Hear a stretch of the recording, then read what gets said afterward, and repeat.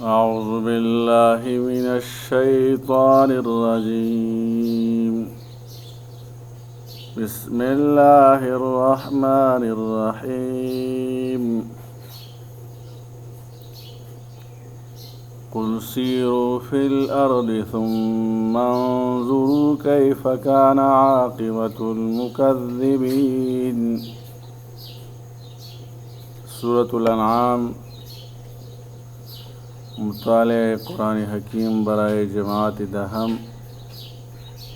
سبق نمبر 4 ہم پڑھیں گے۔ قل سیروا فی الارض، آپ صلی اللہ علیہ وسلم فرما دیجئے تم زمین میں چلو پھرو، ثم انظروا، پھر تم دیکھ لو، کیف کان عاقبۃ المکذبین، جھٹلانے والوں کا کیسا انجام ہوا۔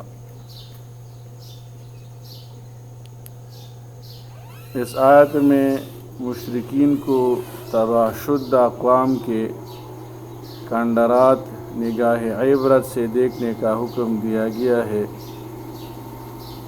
یعنی جو قومیں تباہ ہو گئی ان کے کچھ کنڈرات باقی ہیں۔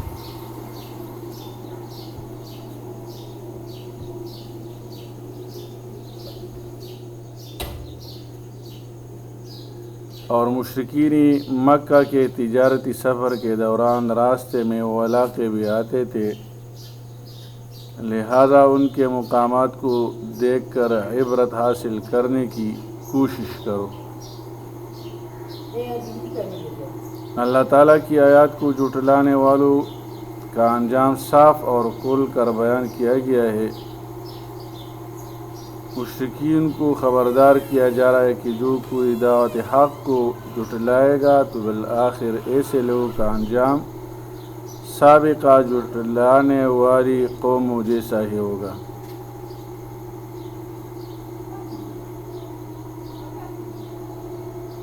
قل لمن ما فی السماوات والارض، آپ صلی اللہ علیہ وسلم فرما دیجئے کس کا ہے جو کچھ آسمانوں اور زمینوں میں ہے۔ قل للہ، آپ صلی اللہ علیہ وسلم فرما دیجئے سب کچھ اللہ ہی کا ہے۔ کتب علی نفسہ الرحمۃ، اس نے اپنے کرم سے رحمت کرنا اپنے اوپر لازم فرما لیا ہے۔ لَيَجْمَعَنَّكُمْ إِلَىٰ يَوْمِ الْقِيَامَةِ، وہ یقیناً قیامت کے دن تمہیں جمع فرمائے گا۔ لا ریب فیہ، اس میں کوئی شک نہیں۔ الذین خسروا انفسهم، جنہوں نے اپنے آپ کو نقصان میں ڈال دیا ہے۔ فہم لا یؤمنون، پس وہ ایمان نہیں لائیں گے۔ اس آیت میں توحید کے دلائل اور قیامت کے دن اٹھائے جانے کا بیان ہے، پھر اللہ تعالیٰ کے مالک حقیقی ہونے اور اس کی صفت رحمت کا بیان ہے۔ اللہ تعالیٰ کی رحمت کا معنی یہ ہے کہ وہ نیکی کی توفیق کے بعد اس پر ثواب عطا فرما کر اپنے بندے کو راحت عطا فرمائے، اور اللہ تعالیٰ کے غضب کا معنی یہ ہے کہ وہ فاسق اور نافرمانوں کو عذاب میں مبتلا کر کے مصیبت سے دوچار کرے۔ یہ اللہ تعالیٰ کی عمومی رحمت کا نتیجہ ہے کہ ہم سب زندہ ہیں، ورنہ ہمارے اخلاق و اعمال اتنے برے اور نافرمانیاں اس قدر حد سے بڑی ہوئی ہے کہ ایک لمحہ بھی زندہ رہنے کے قابل نہیں ہے۔ دنیا میں ایسی مجرم قومیں بھی موجود ہیں جو سرے سے رب کے وجود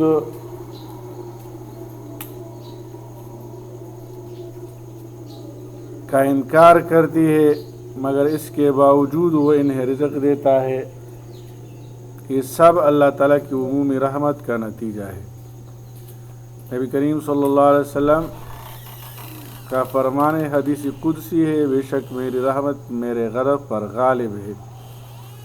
اس طرح ایک اور حدیث مبارک میں رسول اللہ صلی اللہ علیہ وسلم نے فرمایا، اللہ تعالیٰ نے اپنی رحمت کو 100 حصوں میں تقسیم فرما دیا ہے، جس میں سے 99 اس کے پاس ہے اور ایک حصہ اس نے زمین پر اتارا ہے۔ کسی ایک حصے کی وجہ سے مخلوق ایک دوسرے سے اچھائی سے پیش آتی ہے، یہاں تک کہ گھوڑا اپنے بچے پر پاؤں نہیں مارتا، اس اندیشے کے تحت کہ اسے کوئی نقصان نہ ہو جائے۔ یہ دنیا دارالامتحان ہے، اس دنیا میں بھی اللہ تعالیٰ کی رحمت کے 100ویں حصے میں سے مسلمانوں کو اسلام، ایمان، قرآن حکیم، نبی کریم صلی اللہ علیہ وسلم کے ذریعے شریعت مطہرہ حاصل ہوئی، اور مسلمانوں کے دلوں میں رحم کا جذبہ، نیکی، صلہ رحمی اور غریب سے اچھا سلوک ایک حصہ کی مرہون منت ہے۔ تو باقی 99 رحمتوں کی وسعت اور گہرائی کے متعلق کوئی شخص تصور بھی کر سکتا ہے؟ جو رحمت آخرت میں حاصل ہوگی اور ہمیشہ کے لیے ہوگی، رحمت کا بھرپور اور کامل ظہور فرمان برداروں کے لیے آخرت میں ہوگا۔ دنیا میں بھی اللہ تعالیٰ کی رحمت عمومی کی وجہ سے کافروں کو بھی مل رہا ہے، لیکن رحمت خاصہ کا ظہور فقط ایمان والوں کے لیے آخرت میں ہوگا۔ اللہ تعالیٰ سب اولین و آخرین کو قیامت کے دن زندہ کر کے جمع فرما دیں گے، اور روز قیامت اللہ تعالیٰ کی رحمت سے وہ لوگ محروم ہوں گے جنہوں نے کفر اختیار کیا۔ یعنی اللہ کی رحمت تو سب کے لیے تھی، لیکن کفار و مشرکین رحمت خاصہ سے اپنے کفر کی وجہ سے محروم ہے۔ خسارے میں وہ بد نصیب لوگ مبتلا ہوتے ہیں جو اپنی فطرت اسلام اور عقل سلیم سے کام نہیں لیتے، اور بغض و عناد اور تعصب ہٹ درمی کی پٹی باندھے گمراہی میں بھٹکتے پھرتے ہیں، گویا وہ نور ایمان سے محروم ہو کر اپنے آپ کو خسارے میں ڈال دیتے ہیں۔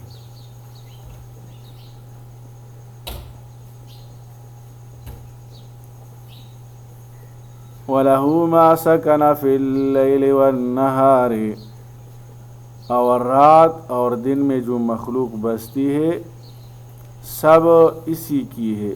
وَهُوَ السَّمِيعُ الْعَلِيمُ، اور وہ خوب سننے والا، خوب جاننے والا ہے۔ شان نزول اس آیت کے کفار نبی کریم صلی اللہ علیہ وسلم کی خدمت میں حاضر ہوئے اور کہنے لگے کہ آپ صلی اللہ علیہ وسلم نادار ہیں، مال و دولت جمع کرنے کے لیے آپ صلی اللہ علیہ وسلم نے نبوت کا دعوت کیا ہے، جس سے ہر گھر میں فتنہ و فساد کی آگ بھڑک گئی ہے، معاذ اللہ۔ اس لیے آپ صلی اللہ علیہ وسلم جس قدر دولت چاہے ہم آپ علیہ السلام کے قدموں میں لا کر ڈھیر کر دیں گے۔ آپ صلی اللہ علیہ وسلم اپنے دین کی تبلیغ سے بعد آ جائیے اور ہمارے آباء و اجداد کی طرح بتوں کی پوجا کرے۔ تو اس پر اللہ تعالیٰ نے یہ آیت نازل فرمائی کہ رات اور دن میں جو چیز بھی متحرک ہے یا ساکن، یا جو چیز بھی سکونت پذیر ہے، وہ سب اللہ تعالیٰ ہی کی ملکیت ہے۔ اس آیت میں توحید کے دلائل کا بیان ہے، نیز بتایا گیا ہے کہ دن اور رات میں جو کچھ بھی متحرک یا غیر متحرک ہے وہ اللہ تعالیٰ ہی کی ملکیت اور اسی کے قانون کے تابع ہے۔ اللہ ہر امر سے بخوبی واقف ہے۔ یہ چیزیں گزشتہ آیت میں شامل الفاظ ما فی السماوات والارض کے تحت داخل ہے، لیکن پھر بھی الگ سے ان کا ذکر فرمایا گیا ہے کہ ان کی چیزیں ہر وقت مخاطبین کے سامنے ہیں، اور خود مخاطبین بھی اس میں شامل ہیں۔ جو کچھ نظر کے سامنے ہو اس کو دیکھ کر زیادہ مشاہدہ اور عبرت حاصل ہوتی ہے۔ رات اور دن کے ذکر میں غالباً اس بات کی طرف اشارہ ہے کہ ان اوقات میں جو لوگ سو کر بیدار ہوتے ہیں تو سونے کی حالت میں انسان دنیا سے بے خبر اور لا تعلق ہو جاتا ہے، اور اس پر چھوٹی موت طاری ہوتی ہے، اور اللہ تعالیٰ جب چاہتا ہے اسے بیداری کی دنیا میں واپس لے آتا ہے۔ اسی طرح جب اصل موت آئے گی تب بھی انسان اللہ تعالیٰ کے قبضۂ قدرت میں ہوگا، اور وہ قیامت میں جب چاہے گا اسے دوبارہ زندگی دے کر یوم حساب کی طرف لے جائے گا۔ قل اغیر اللہ اتخذ ولیا، آپ صلی اللہ علیہ وسلم فرما دیجئے کیا میں اللہ کو چھوڑ کر کسی اور کو کارساز یعنی معبود بناؤں؟ فاطر السماوات والارض، وہی آسمان اور زمینوں کا پیدا فرمانے والا ہے، وہو یطعم ولا یطعم، اور وہ سب کو کھلاتا ہے اور اسے کھلایا نہیں جاتا۔ قل انی امرت ان اکون اولا، آپ سلام فرما دیجئے مجھے تو یہی حکم دیا گیا ہے ان اکون اول من اسلم کہ میں سب سے پہلے فرمان بردار ہو جاؤں، ولا تکونن من المشرکین، اور یہ حکم بھی دیا گیا ہے کہ تم مشرکوں میں سے ہرگز نہ ہو جانا۔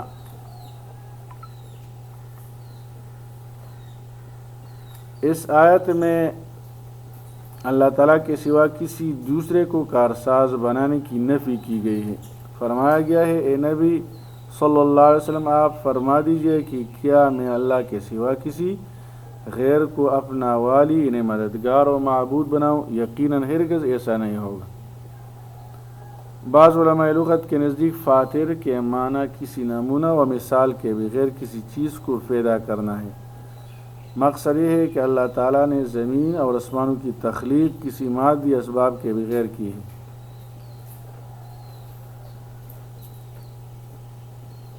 قل انی اخاف ان عصیت ربی، آپ صلی اللہ علیہ وسلم فرما دیجئے انی اخاف ان عصیت ربی، اگر میں اپنے رب کی نافرمانی کروں تو بے شک میں ڈرتا ہوں